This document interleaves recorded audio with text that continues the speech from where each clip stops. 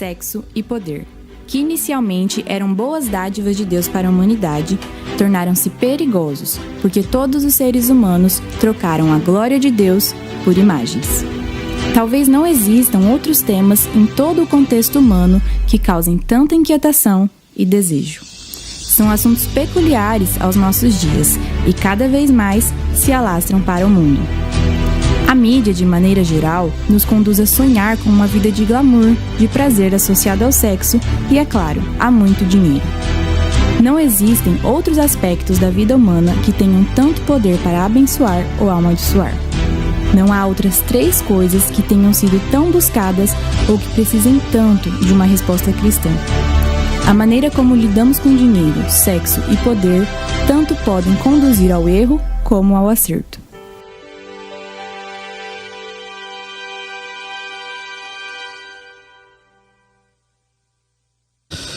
Muito bem, nós trabalhamos aí janeiro e fevereiro a respeito de igreja e estamos entrando num período do ano chamado Quaresma. Logo depois do Carnaval, esse período é um período mais guardado principalmente pela Igreja Católica, mas as igrejas evangélicas de um modo geral têm essa ideia, esse conceito, né? Algumas igrejas um pouco mais fortes, como eu falei, a católica, a igreja luterana, a igreja anglicana, às vezes algumas igrejas metodistas, algumas presbiterianas bem mais tradicionais acabam tendo um tempo assim. Nossa igreja já usou cores litúrgicas, hoje nós não usamos, mas se você entrar numa comunidade bem tradicional, a cor é a cor roxa, da cor ali da blusa da Elaine, né? Se você pode entrar, você vai, porque é um tempo de reflexão, um tempo de meditar, um tempo de refletir a sua vida, e nós vamos utilizar esse período, mês de março, para a gente refletir um pouquinho na nossa vida, e eu vou utilizar essa temática aí, dinheiro, sexo e poder. Essa temática não é nova. Na década de 80, um pastor americano chamado Richard Foster escreveu um livro. Esse livro está esgotado, você pode encontrar, eu encontrei em sebo por 115, 130 reais um livreto, mas esse livro foi escrito, se tornou um best-seller, e ele trabalha, lógico, eu não concordo com tudo que ele coloca ali, mas é interessante, já naquela época, um pouco da visão e daquilo que foi trabalhado. Nesses últimos anos, 2, 3 anos, alguns pastores relançaram, não esse livro, mas a mesma ideia, a mesma temática. Um deles foi Tim Keller, pastor em Nova York, escritor do New York Times. Ele escreveu um livro sobre desejos, e ele trabalha exatamente essa temática. E existe um livro também do John Piper, que também foi lançado agora recentemente, e também trabalha essa temática, dinheiro, sexo e poder. Então, nós vamos trabalhar em 4 domingos, só durante esse mês de março, e eu quero falar a respeito de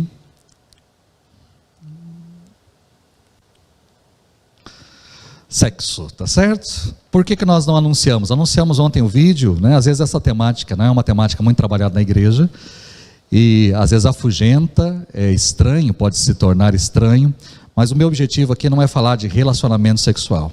Meu objetivo aqui não é falar sobre casamento, não é nisso, mas a ideia é de falar sobre o pecado, sobre os perigos do. E então, tanto dinheiro, quanto sexo, quanto poder, são bênçãos, se forem bem usados. Simples. Se o dinheiro for bem empregado, ele é bênção, mas se ele se tornar o seu senhor, ele é maldição. Tá certo? Se o sexo no casamento, ele é bênção, mas fora disso ele é maldição. Deu para entender? Poder é a mesma coisa. Eu posso ter poder, mas se eu utilizar o meu poder para abençoar vidas, é benção. Mas se eu utilizar o meu poder para abençoar apenas a mim e acabar com a vida dos outros, se torna uma maldição. Então, tudo nessa vida pode ser assim. E essas 3 coisas são muito perigosas, né? E é por isso que vamos trabalhar nos 3 primeiros domingos, hoje sexo, domingo que vem dinheiro e no outro poder. E depois no último domingo eu quero falar de uma maneira que nós podemos usar tanto o sexo quanto o dinheiro e o poder para a glória de Deus.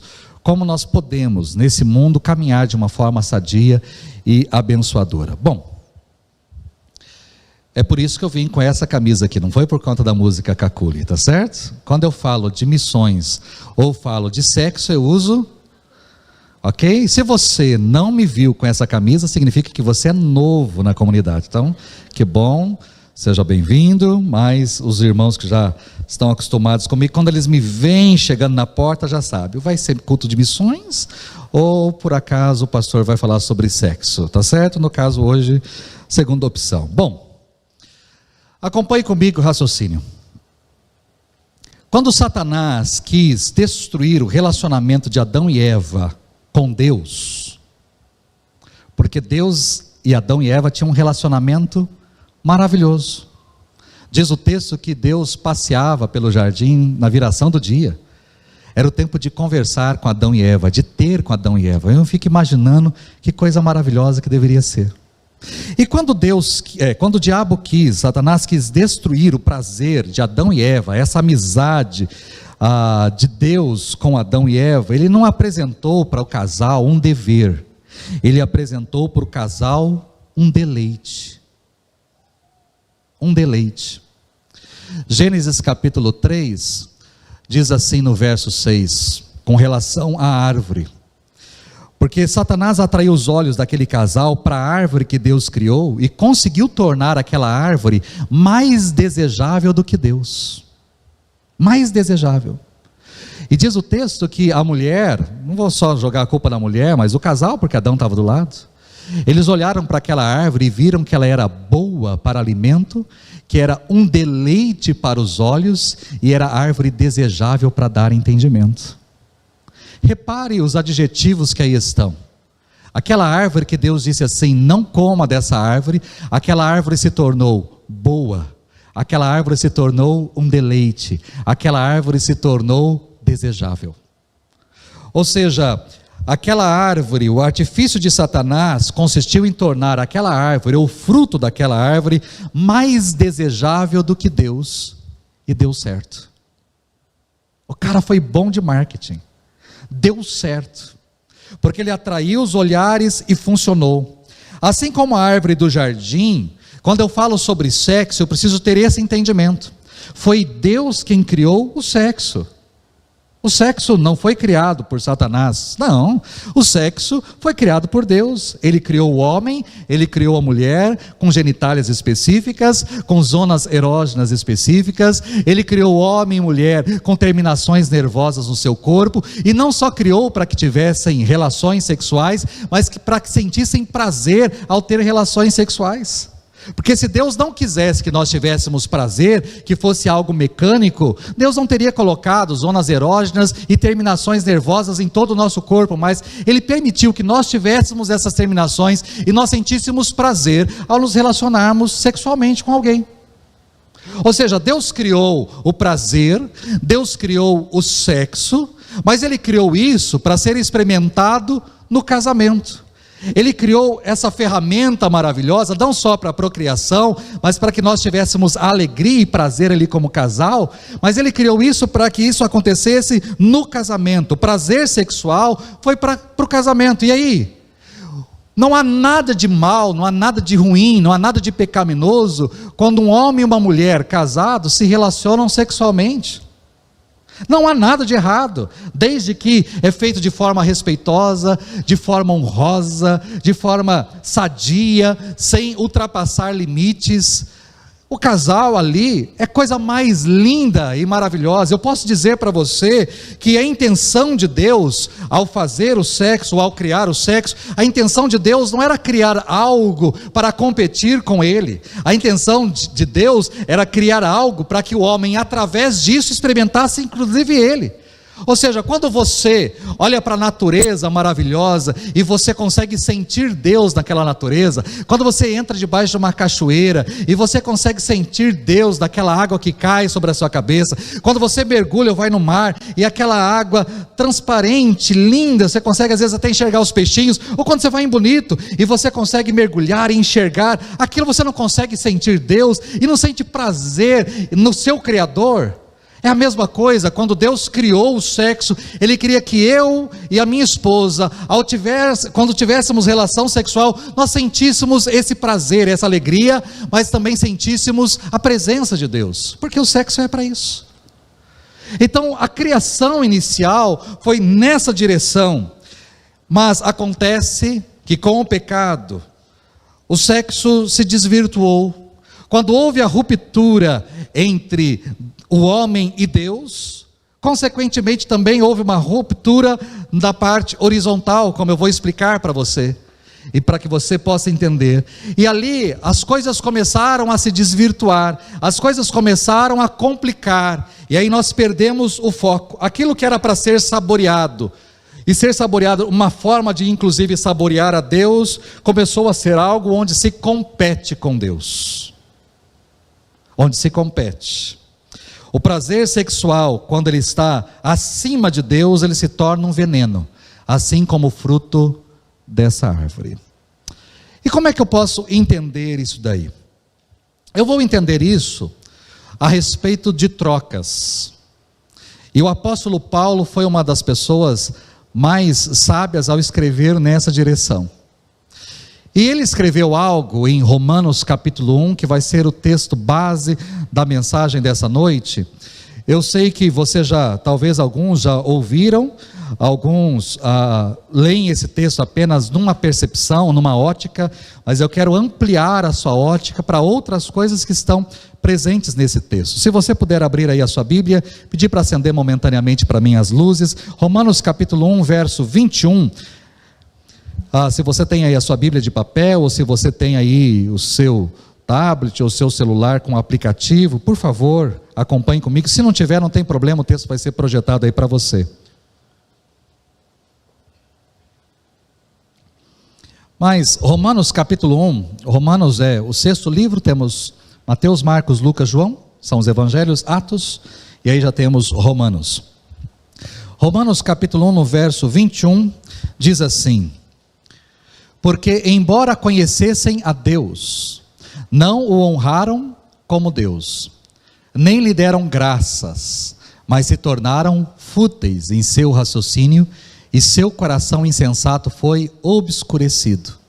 Dizendo-se sábios, tornaram-se tolos, e trocaram a glória do Deus imortal por imagens semelhantes ao ser humano mortal, às aves, aos quadrúpedes e aos répteis. Até aí, verso 23. É interessante que a palavra luz não aparece nesses versículos, mas a ideia de trevas sim. No final do verso 21 diz: seu coração insensato foi obscurecido. Seu coração insensato foi obscurecido. Só que em vez de Paulo contrastar as trevas com a luz, Paulo contrasta as trevas com a glória de Deus. Porque o que é a luz? Paulo ele trabalha a luz como a glória de Deus, o manifestar da glória de Deus. E ele afirma exatamente isso. Não o honraram como Deus, mas trocaram. Não o honraram como Deus, mas trocaram. Trocaram a glória de Deus. Trocaram, porque não honraram, não entenderam que Ele era Deus, não quiseram colocá-lo como Deus. Trocaram a glória do Deus imortal por imagens. Ele afirma, portanto, que em nossa condição pecaminosa, não regenerada, nós conhecemos a Deus em um sentido. Embora conhecessem a Deus, começa o texto, ou seja, o ser humano conhece a Deus. Nós aqui dentro de uma comunidade religiosa conhecemos a Deus, mas pessoas lá fora também conhecem a Deus, porque Deus se dá a manifestar. Nos versículos anteriores ele trabalha exatamente isso. Ele se manifesta, a criação manifesta a glória de Deus, ele se manifesta na criação. Então o homem conhece a Deus, mas embora o homem conheça a Deus, ele não honra a Deus. É isso que acontece lá fora. Vou falar primeiramente lá de fora. É isso que acontece lá fora. A pessoa conhece Deus, ela sabe da existência de Deus, ela entende que existe um Deus, mas ela não honra a Deus como Deus, e ela troca esse Deus por qualquer outra coisa. Ela troca a glória de Deus por qualquer outra coisa. E o sexo está exatamente incluído nessa qualquer outra coisa, ou seja, nós pegamos a glória de Deus e trocamos por outra coisa, colocamos algo em seu lugar. E quando fazemos isso, quando trocamos a glória de Deus por outra coisa, nós empurramos a luz, nós empurramos Deus, empurramos a luz do universo e nos entregamos às trevas. No Éden, Adão e Eva imaginavam que estavam escolhendo a sabedoria, estavam escolhendo a vida, mas eles estavam escolhendo as trevas, estavam escolhendo a morte. Dizendo-se sábios, tornaram-se tolos. E nós temos feito a mesma coisa. Nós temos feito a mesma coisa. O que é viver em trevas? Viver em trevas significa considerar Deus minimamente desejável e sua criação maximamente desejável. O que é viver em trevas? Viver em trevas é quando eu considero tudo o máximo e Deus se torna o mínimo. Isso é viver em trevas. Essa ideia fica implícita no termo trocaram. Trocaram a glória de Deus. Quando você troca algo, expressa a sua preferência. Quando você troca de carro, você expressa a sua preferência.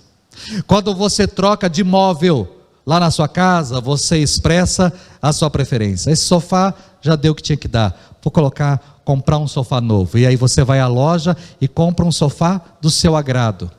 Quando você troca as cortinas, quando você troca, não quero mais essa roupa, coloca a roupa lá no espelho e se olha e fala, não fiquei legal, não gostei dessa roupa, você troca.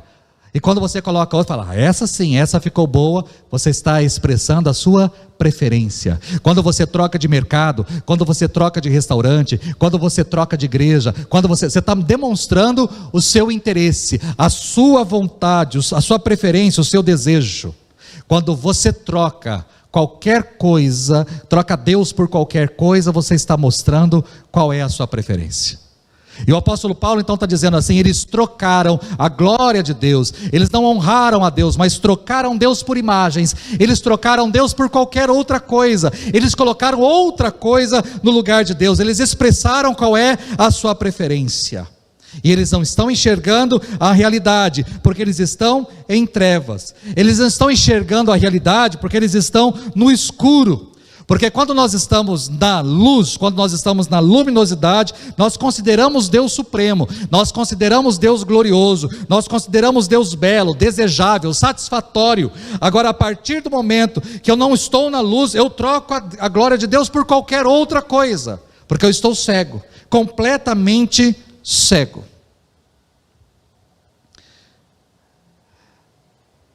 Mas como as trevas afetam o sexo? Que isso tem a ver, pastor? Porque eu estou falando aqui de trocaram a glória de Deus por imagens, trocaram a glória de Deus, a luz pelas trevas, mas o que isso tem a ver com sexo? Aí é que o apóstolo Paulo vai mostrar os seus argumentos. E é interessante como é que ele faz isso do verso 23 para frente.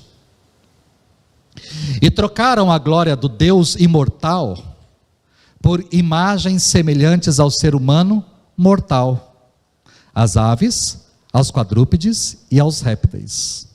Portanto, esse portanto é definitivo, é interessante. Portanto, Deus os entregou pelos desejos do coração deles à impureza, para desonrarem seu corpo entre si, pois trocaram a verdade acerca de Deus por uma mentira, e adoraram e serviram a criatura em lugar do Criador, o qual é bendito para sempre. Amém.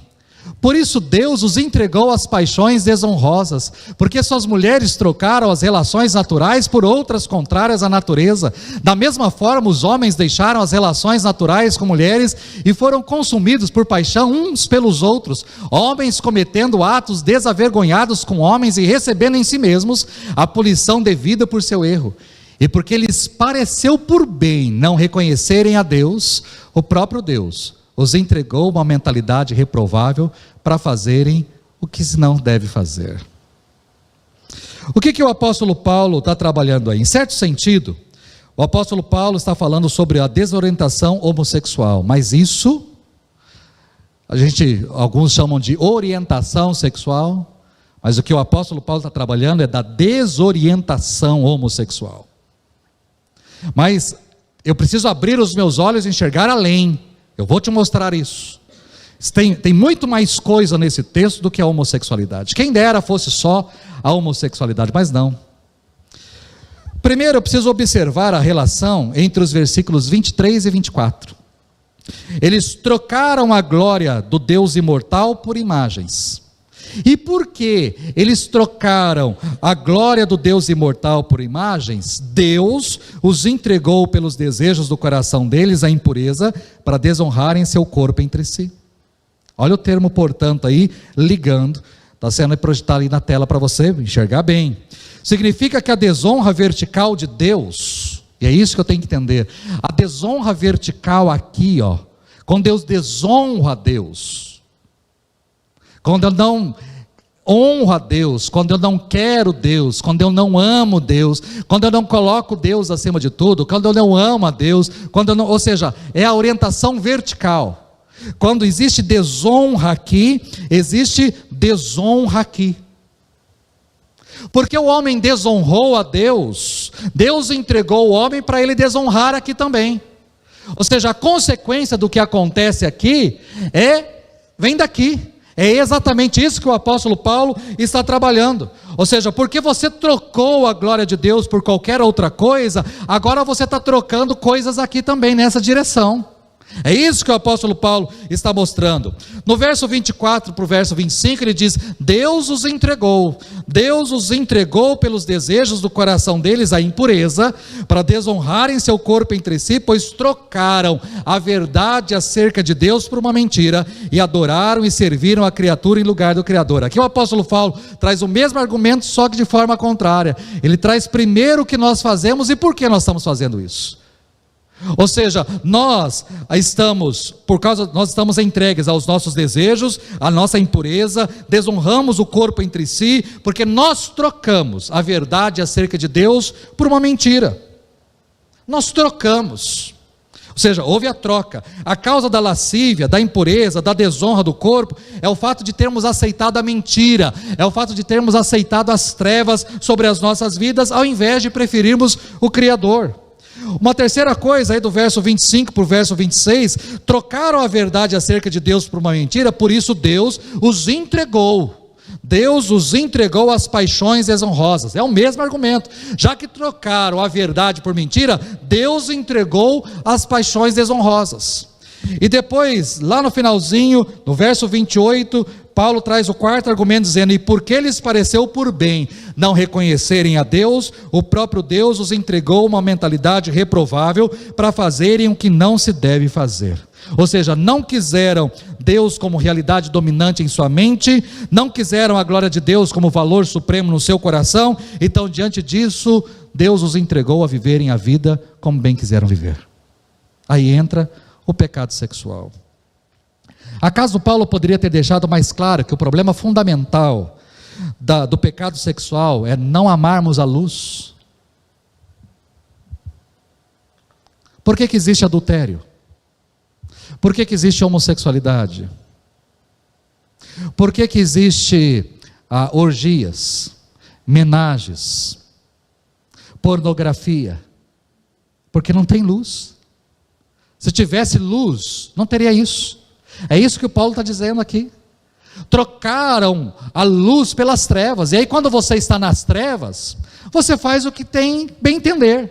Talvez você possa, do lado, quem está dentro de uma comunidade religiosa, talvez olhe as aberrações ou coisas que acontecem lá fora e fala assim: pastor, eu não consigo entender como é que pode fazer isso, ou como é que eles podem agir assim. Queridos, quem está nas trevas, pastor, tivemos o carnaval aí, o pessoal fica com 50, com 30, com 20, beija todo mundo, e fazem sexo com todo mundo, e vão e alugam um quarto de motel, e vão 3, 4, 5 casais, como é que pode isso, como é que pode? Quem está na luz, como eu e você, pode olhar para isso e falar assim: meu Deus, como é que pode? Mas para quem está nas trevas, é isso que Paulo está dizendo.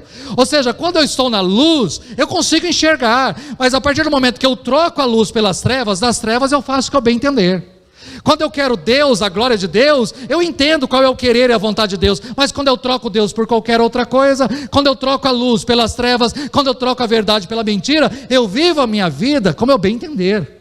e não pesa. Eu vivo a vida como bem entender.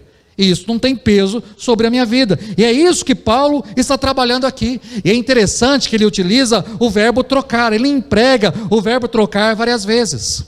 Nós trocamos a glória do Deus imortal por imagens. Nós trocamos a verdade acerca de Deus pela mentira. E como nós trocamos a glória pelas trevas, a verdade pela mentira, ele traz a sequência: nós trocamos, as mulheres trocaram as relações naturais por outras contrárias à natureza. As mulheres trocaram, e os homens deixaram as relações naturais com mulheres e trocaram as mulheres por homens. Ou seja, o apóstolo Paulo, ele está mostrando a consequência. Quando eu troco Deus por qualquer coisa, quando eu troco a glória de Deus por qualquer outra coisa, quando eu troco a luz pelas trevas, a verdade pela mentira, eu troco a minha esposa por uma outra coisa. E essa outra coisa pode ser uma outra mulher, pode ser um homem, pode ser mais gente até. Eu troco, eu faço qualquer coisa, porque eu estou saindo daqui e indo para um outro patamar. É isso que Paulo está dizendo aqui, é isso que ele está trabalhando. Portanto, quando eu olho aqui, e os relacionamentos homossexuais é o que chama a atenção no texto, Paulo está dizendo que os relacionamentos homossexuais são uma parábola vívida e representativa da sexualidade desordenada que nasce de um relacionamento desordenado com Deus. Quando eu não tenho um relacionamento ordenado com Deus, mas o meu relacionamento é uma desordem com Deus, o meu relacionamento aqui também vira desordem.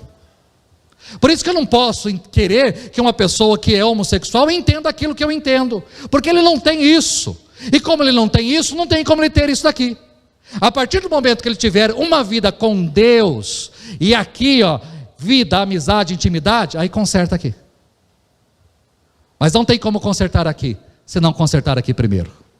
E é isso que Paulo está trazendo de forma muito clara. Mas, queridos, isso não é só uma questão de homossexualidade. Porque a gente pode falar de trocas. A gente tem que falar de trocas. Então o homem trocou. Vamos pegar lá desde o princípio. Ele trocou a amizade com Deus, comendo de um fruto, para se querer ser igual a Deus. Olha a troca. Ele trocou a glória de Deus por imagens. Ele trocou a luz pelas trevas. Ele trocou a verdade pela mentira. O homem trocou a mulher por um outro homem, e a mulher trocou o homem por uma outra mulher. Olha as trocas, mas para aí não. O que é o adultério? É quando eu troco a minha esposa por uma outra pessoa, que pode ser uma outra mulher, ou pode ser até mesmo um homem, ou um travesti, ou qualquer outra coisa.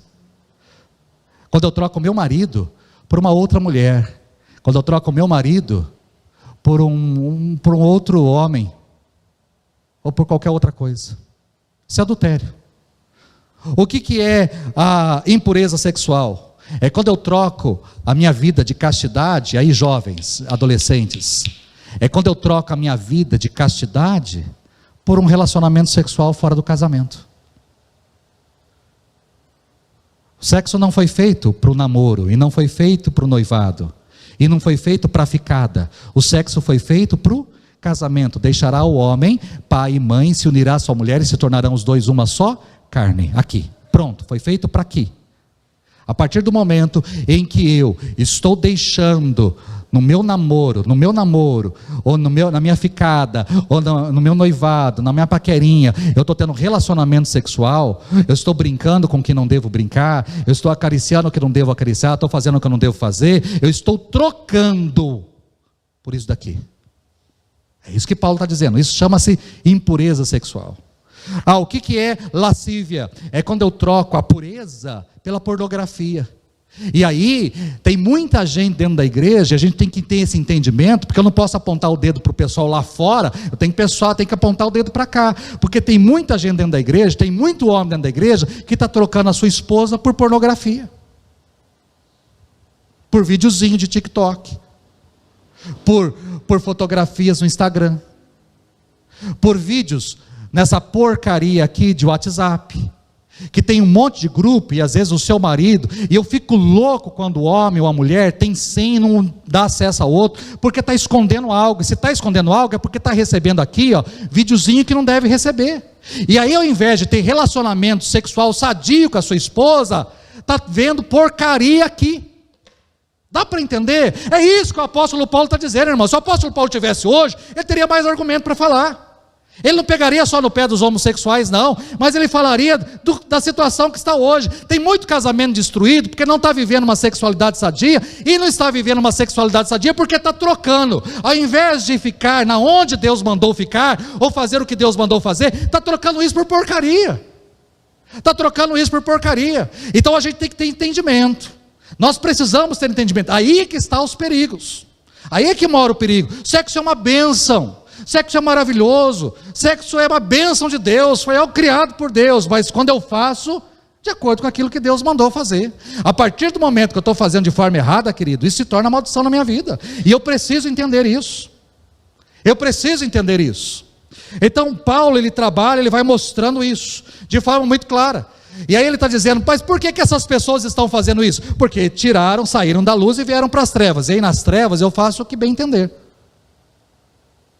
Queridos, no escuro, você pode estar fazendo um carinho numa aranha caranguejeira, achando que é um brinquedo de pelúcia. Aí se acender a luz, você vai levar um choque. Você pode, no escuro, imagina você, no escuro total, e alguém chega em você e fala, eu vou colocar um colar aqui no seu pescoço. Aí ela coloca um negócio aqui no pescoço, agora fala, passa a mão. Aí você passa a mão assim e fala, ai que bonito, que pedra bonita. Aí você acende a luz e olha no espelho, não é uma pedra, é um besouro desse tamanho grandão aqui no seu pescoço. No escuro, você acaricia um besouro achando que é uma pedra.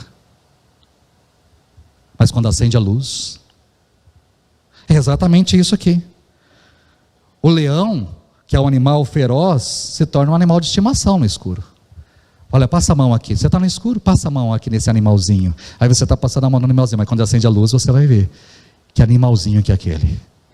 Nas trevas, andar em trevas, viver em trevas, significa que o prazer sexual, no tema de hoje, é mais desejável do que Deus. Isso é um perigo. Aí é que está o perigo. O pecado sexual cresce no solo da cegueira, no solo da escuridão, da ignorância.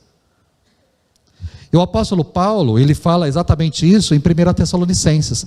No capítulo 4, ele diz assim, a vontade de Deus é a santificação de vocês, que se abstenham da imoralidade sexual. Que cada um de vocês saiba como controlar o próprio corpo em santidade e honra, não com paixão lasciva dos gentios que não conhecem a Deus. Ou seja, os gentios que não conhecem a Deus têm uma paixão lasciva. Mas, e quem conhece a Deus? Qual é o desejo de Deus para quem o conhece? Que se abstenham da imoralidade sexual. Acabou. Qual é o desejo de Deus? Se abstenha, querido. Se abstenha da imoralidade sexual. Paulo, ele está dizendo assim, a distorção e abuso do desejo sexual nasce das trevas, mas nas trevas de uma mente incrédula, que não conhece a Deus. Esse lugar, nós estávamos nas trevas. Em Efésios mesmo, Paulo fala que nós estávamos nas trevas, mas a gente veio para a luz. Ou Pedro também diz isso, que Deus foi aquele que nos transportou do império das trevas para o seu reino de maravilhosa luz. Ok, glória a Deus por isso. Mas eu preciso entender que se nas trevas é comum a lascívia, nas luzes não. E eu estou falando para o pessoal da luz. Essa mensagem, se tem alguém assistindo lá fora, essa mensagem é para o pessoal da luz. O pessoal das trevas, se ouvir e quiser mudar, ok, ótimo. Mas essa mensagem é para cá, estou pregando para cá. Por mais que o culto é transmitido, a minha mensagem é para cá. É para cá. E eu preciso entender isso. O problema, queridos, é quando nós conhecemos a Deus e preferimos o pecado a Ele. É quando nós conhecemos a Deus e nós preferimos as trevas à luz. É quando nós conhecemos a Deus e preferimos os prazeres sexuais da carne, ao invés de ter o prazer em Deus. Aí está o problema, aí está a dificuldade. E é interessante, como pastor, eu já vi muita gente dizer assim, pastor, a igreja dá ênfase demais em pecado sexual. Porque não existe diferenciação em pecado. Pecado é pecado, não existe pecadinho e pecadão. Ok. De certa forma, em certo sentido, você está certo. Não existe pecadinho e pecadão. Pecado é pecado. Mas a Bíblia faz diferenciação. O apóstolo Paulo, em 1 Coríntios, no capítulo 6, repare o texto que ele diz. Vocês não sabem que o corpo de cada um de vocês é membro de Cristo? Seu corpo, que você colocou essa roupa bonita aí, seu corpo é membro de Cristo, é isso que Paulo está dizendo. E aí ele diz, será que eu tomaria os membros de Cristo e os faria membros de uma prostituta? De modo nenhum. Ou não sabem que quem se une a uma prostituta se torna um só corpo com ela? Porque está escrito, os dois se tornarão uma só carne. Mas aquele que está unido ao Senhor se torna um só espírito com Ele. Vou parar aqui só um pouquinho. Vamos entender o seguinte. Você, homem, teria coragem, se Jesus estivesse em carne e osso aqui, chamar Jesus e falar assim, Jesus, vamos na zona comigo? Vamos dar uma passeada? Hoje eu quero dar uma curtida. Você chamaria Jesus para entrar no quarto? E você transaria na frente de Jesus como uma prostituta? Eu acho que você não faria isso. Eu acho que você não faria isso. Mas também eu digo para você, não tem como falar para Jesus o seguinte, Jesus, na porta, falar, senhor fica aqui, eu vou lá, vou fazer o que tenho que fazer, depois eu volto, aí o senhor me leva para casa. Aí o senhor me acompanha, porque eu preciso da bênção do Senhor. Você faria isso também? Mas tem muita gente que faz. É isso que Paulo está dizendo. O seu corpo não é seu. Seu corpo é habitação de Deus. É membro de Cristo. E você não pode pegar isso e se unir a uma prostituta. E Paulo vai além.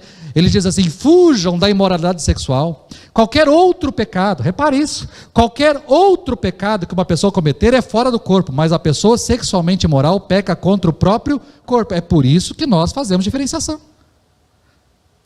Por mais que existam, não exista pecado e pecado, é pecado, ok, é pecado. Mas o pecado sexual é diferente, porque qualquer outro pecado você peca fora. Agora o pecado sexual você peca com o próprio corpo. Você está pegando a morada de Deus, a habitação do Espírito Santo de Deus e está usando isso para fazer aquilo que não deve ser feito.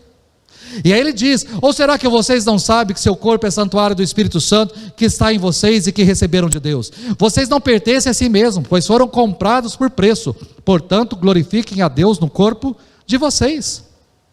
Ou seja, nós precisamos levar isso a sério. Nós estamos unidos a Cristo e nós precisamos tomar cuidado com o que estamos fazendo. Paulo parte do pressuposto de que se você visse e estimasse a beleza e o valor de Cristo, você não agiria dessa forma. Nós observamos isso aí no final do texto. Vocês não pertencem a si mesmos, pois foram comprados por preço. Então glorifiquem a Deus no corpo de vocês. Glorifiquem a Deus. Você é propriedade de Deus. Ele comprou você com preço, com alto preço, que foi o seu sangue. E quando você pega o seu corpo e quer fazer do seu corpo o que você bem entender, não existe no reino de Deus meu corpo e minhas regras. Isso existe no mundo. No mundo é meu corpo, minhas regras. Porque no mundo o meu corpo é meu corpo. Agora na igreja o meu corpo não é meu, porque ele foi comprado por um alto preço na cruz do Calvário. Ele não me pertence. Então o meu corpo são as regras dele e não as minhas. Eu preciso entender isso. Eu não posso fazer o que eu bem entender. Eu quero usar e fazer. Não, você não pode, porque ele não te pertence. Ele não é seu, foi comprado. Não é só a sua alma que foi comprada. Quem dera fosse só a sua alma. Mas ele comprou a sua alma, ele comprou o seu espírito, ele comprou o seu corpo, ele comprou você por completo. Então você não tem liberação para fazer o que você bem entender. O seu corpo não é seu. O seu corpo pertence a ele. É isso que Paulo está trabalhando aqui. Bom, o escritor de Hebreus, ele vai um pouco mais longe. Hebreus capítulo 13, e foi esse texto que eu utilizei. Queridos, passem aí para mim. Hebreus capítulo 13 foi o texto que eu utilizei no meu cartão, no meu convite de casamento. Diz que o casamento seja honrado entre todos, e que o leito conjugal seja imaculado, pois Deus julgará os sexualmente imorais e os adúlteros. Deus julgará os sexualmente imorais e os adúlteros. E Paulo define esse julgamento. No capítulo 3 de Colossenses, Paulo coloca o seguinte: façam morrer Façam morrer, portanto, aquilo que é terreno em vocês: imoralidade sexual, impureza, paixões, maus desejos e ganância, que é idolatria. Por causa dessas coisas é que vem a ira de Deus. Existem, lógico, você vai falar, pastor, mas existem outros pecados, não é só o pecado sexual. Sim, não é só o pecado sexual, mas o pecado sexual está lá. E você pode perceber, dos 6 pecados citados ali, 3 são relacionados a sexo. 3 são relacionados a sexo. E Paulo, ele trabalha um texto que nós utilizamos muito, tanto em Homem ao Máximo quanto Mulher Única, que é o texto de 1 Coríntios capítulo 10, não devemos nos entregar à imoralidade sexual, como alguns deles fizeram, e 23 mil caíram em um só dia. Nas primeiras aulas do curso de Mulher Única e de Homem ao Máximo, nós trabalhamos esse texto.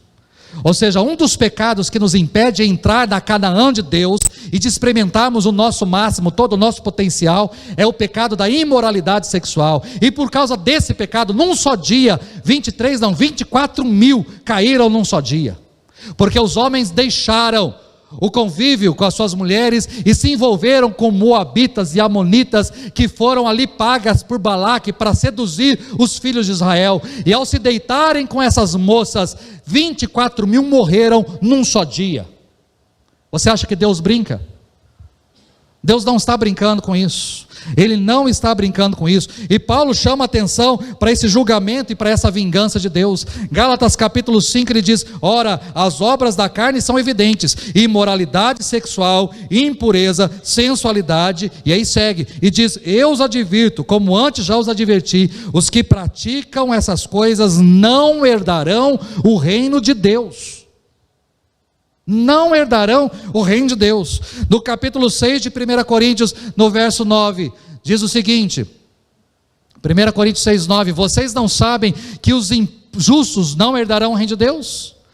Não se enganem, nem os sexualmente imorais, nem os idólatras, nem os adúlteros, nem os homens que praticam homossexualidade, nem os ladrões, nem os avarentos, nem os bêbados, nem os caluniadores, nem os trapaceiros herdarão o reino de Deus. Você pode dizer, pastor, mas os ladrões não vão herdar, os avarentos não vão herdar, os bêbados não vão herdar, os caluniadores não vão herdar, os trapaceiros não vão herdar, os injustos não vão herdar. Ok, mas você precisa entender que os sexualmente imorais também não, os adúlteros também não, os que praticam homossexualidade também não vão herdar o reino de Deus.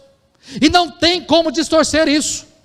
Não adianta pastor, igreja, comunidade querer dizer não, Deus vai dar um jeitinho. Deus não vai dar jeitinho. Não tem jeitinho para Deus. Não vai entrar.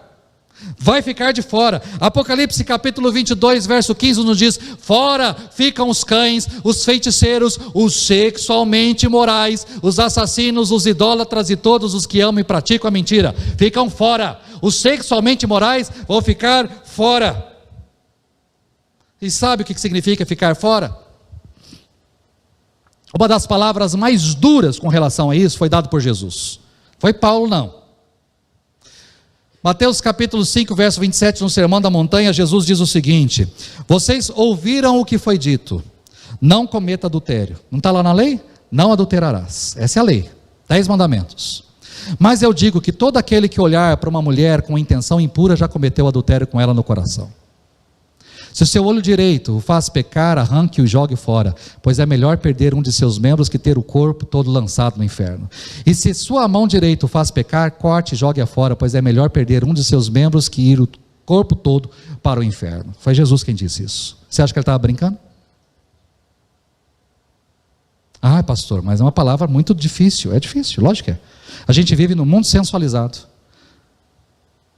As mulheres usam roupas sensuais, decotadas, justas, apertadas, mostrando que não deve, e a gente sofre. Como homem a gente sofre. Os homens também estão na mesma direção. Os bombadão, lindão, maravilhosão, fortão, estão usando também tudo grudado, unido, você vê tudo, né? Não é só mulherada não, o homem também hoje está mais vaidoso, mais, né? E aí, é difícil também? É que o homem ele é atraído pela visão, a mulher é atraída de uma forma diferente, mas também a sensualização. E às vezes eu tenho assistido filmes com aquele, está aparecendo muito mais homem pelado do que mulher. Ou estou mentindo? Eu tenho assistido filmes ou séries, alguma coisa, eu tenho visto muito mais homem pelado nos filmes e séries do que mulher. E às vezes de corpo inteiro, frente, no frontal, normal, como se fosse a coisa mais natural. E é interessante. Por quê? Porque está tentando mostrar para as mulheres, vocês também podem desejar. Queridos, eu falei hoje de manhã e falo sempre em palestras, também falo isso. Você está parado no trânsito e de repente passa uma moça de shortinhos bem curtos, atravessando a rua. Você está parado, está na faixa de pedestre. É óbvio, é o capeta ali, né? Não tem outra. É o capeta, queridos. Amarra em nome de Jesus. Mas não amarra e coloca no porta-malas do carro. É jogar no, né? Não é isso, não. Você tem que desviar o olhar. Olha para o pedinte que está aqui do lado, dá um dinheiro para ele, né? Faz qualquer outra coisa. Mas passou, né? Tem gente que fala, passou, pastor, na minha frente, tem como ver. Pastor, estou na fila do mercado, na frente está... É o capeta, irmãos, é o capeta. Você está na fila do mercado, e tem uma moça de shorts curtos na frente, você tem que fazer. O que você tem que fazer, homem? Muda de caixa. Você vai ficar ali, sendo tentado à toa, muda de caixa. Tem que mudar, queridos, vai mudar. Mas pastor, é o caixa mais curto. Deus abençoe o caixa mais curto. Vá para o caixa mais longo, vai refletir na sua vida. É lógico que é o capeta que está ali, tentando ser. Não tem jeito, queridos, não tem jeito. Você tem que pensar, a questão é, não, passou, mas moça bonita eu posso ver, pastor. Não, olhar, todo mundo olha. E não tem pecado nenhum em olhar. E não tem pecado nenhum em você enxergar que há beleza nisso. O problema é desejar. Eu digo o seguinte, o problema não é passar na frente do carro, do para-brisa do carro, e você vê a pessoa passar na frente do para-brisa do carro. O problema é quando você começa a olhar aqui, ela passando aqui, ela indo para cá, e ela vê aqui, e aquela pessoa ela não vai reto, ela vai virar na calçada aqui, aí você continua assim com o pescoço, aí o pescoço não dá mais, aí você pega ainda, arruma o treco ali, para o espelhinho ali retrovisor, você arruma o espelho retrovisor, para continuar vendo a pessoa pelo espelho retrovisor. Aí dá o pecado, querido. Aí que está o pecado. Porque você está vendo e está desejando. Será que não está desejando? O problema é quando você fala assim, olha para a pessoa e fala, ih, essa daí lá em casa, hein? Ei, essa daí lá em casa. Essa daí lá em casa o quê? Você já é casado. Que essa daí lá em casa? Daí não existe para você. Olha o adultério aí. Jesus está sendo duro nisso aí. Não só disso, mas ele está sendo enfático, dizendo, querido, se o seu olho está te fazendo pecar, tira-o fora. Arranca-o. Se a tua mão direita está te fazendo pecar, arranque-a. E é interessante que ele está falando exatamente nisso, num contexto de adultério. Arranque-a. Pastor, eu vou ficar cego? Não, querido. O que é que está te fazendo pecar? Essa porcaria que está te fazendo pecar? Arranque. Vai ler mais a Bíblia. Vai buscar mais a presença de Deus. Vai ficar mais na luz. É isso aqui que está te fazendo pecar? É série, filme, que você não deveria assistir que está te fazendo pecar? É grupo de WhatsApp que está te fazendo pecar? Arranque. Fala assim, não vou participar mais desse grupo. Não, mas não vou participar mais porque esse grupo só tem porcaria. Não vou participar mais. Seja homem para dizer isso. Não vou participar mais. Eu não quero mais isso na minha vida. Seu filho pode pegar isso daqui, ó. Seu filho pode pegar e ver isso daqui. Tome muito cuidado com isso. É o seu computador que está te fazendo pecar? Arranque-o fora. É a TV que está te fazendo pecar? Arranque-a fora.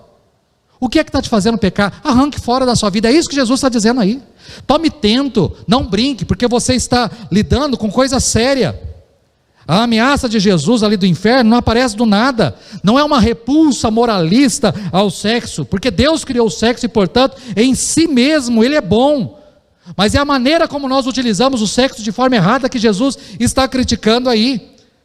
É a euforia hormonal temporal, é isso daí que nós estamos trocando. E aí nós estamos trocando a glória infinita por algo passageiro. Nós estamos trocando o estar na presença de Deus para todo sempre, para ficar no inferno para todo sempre. É com a sua vida que você está lidando. Não é só um pecado, é com a sua vida que você está tratando. É interessante, as advertências do Novo Testamento chegam ao extremo aí no Apocalipse. Quanto aos covardes, aos incrédulos, aos abomináveis, aos assassinos, aos sexualmente imorais, aos feiticeiros, aos idólatras e todos os mentirosos, a parte que lhes cabe será no lago que arde com fogo e enxofre. E qual que é o horror do lago com fogo e enxofre? Capítulo 14, verso 11: e a fumaça de seu tormento sobe para todo sempre, e eles não têm descanso, nem de dia nem de noite. Vai brincando, brinca, troca a sua esposa por outra, troca o seu marido por outra, fica olhando coisa que não deve, fica fazendo coisa que não deve, fica pensando em coisa que não deve. Você já sabe qual é o seu fim. É essa a questão da palavra, é isso que nós precisamos refletir. A advertência do Novo Testamento quanto aos perigos do sexo não é para nos deixar com medo e paralisados, mas é para dizer o seguinte: corrija a sua vida, porque o destino está certo, então corrija a sua vida. Eu não quero ir para o inferno, não quer ir? Corrija a sua vida, arranca o que tem que arrancar, tira o que tem que tirar, mas corrija a sua vida. É isso que o apóstolo Paulo, que o escritor de Hebreus, que Jesus, que João, é isso que eles estão dizendo para nós. Não é para você ficar com medo: ai pastor, que medo, não vou vir mais na continuidade da série, já começou assim, não vou nem seguir. Não, queridos, não. Eu não sei você, mas eu gosto de médico sincero. Esses dias eu perguntei: tem um médico tal, tem esse médico aqui, mas ele é curto e grosso. É ótimo, eu gosto de médico curto e grosso. O médico que chega e fala assim: olha, a sua saúde está assim, o seu coração está assim, seus batimentos assim, se você não mudar a sua alimentação, se você não fizer exercício físico, é o que eles falam normalmente, se você não você vai morrer. É esse médico que eu gosto. Porque o médico fala assim: não, tá bom, toma esse remedinho aqui que já resolve. Esse médico... Toma atento aí, menina, você que está se formando em medicina. É isso, queridos, eu gosto de médico que seja curto e grosso, mas diga para mim, é isso que a Bíblia está dizendo para mim e para você nessa noite, de forma curta e grossa: corrija. Tem um remédio. Qual que é o remédio? Para você não morrer. Qual é o remédio para você não ir para o inferno? Qual é o remédio? Ser coberto pelo sangue do Cordeiro de Deus, que tira o pecado do mundo. Seja lavado no sangue do Cordeiro. Acabou. Tem uma nova vida, queridos, nova mentalidade, novo raciocínio. Eu tenho uma televisão no meu quarto, e essa televisão possui uma luz indicativa. Acho que todas as TVs, da maioria, quando estão desligadas, fica uma luzinha desse tamanhozinho assim, vermelha embaixo, ou azul, mas a minha é vermelha, no meu quarto é vermelha, pequenininha assim, azul.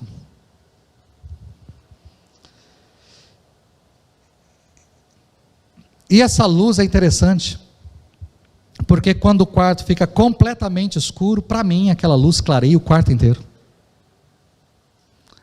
Porque eu gosto de escuridão total, breu total para dormir. Esse é o ideal para mim. Eu coloco travesseiro, um monte de coisa em cima da cabeça para tentar ficar o mais para conseguir dormir.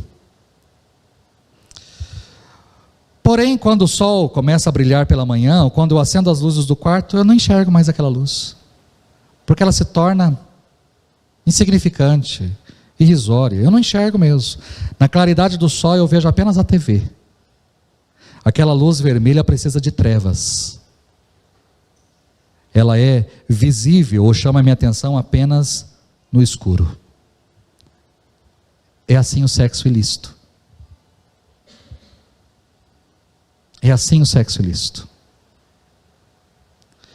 Você que é casado, casada, experimente o sexo da melhor maneira possível com seu marido e sua esposa. Mas o sexo ilícito é exatamente como a luzinha da minha TV.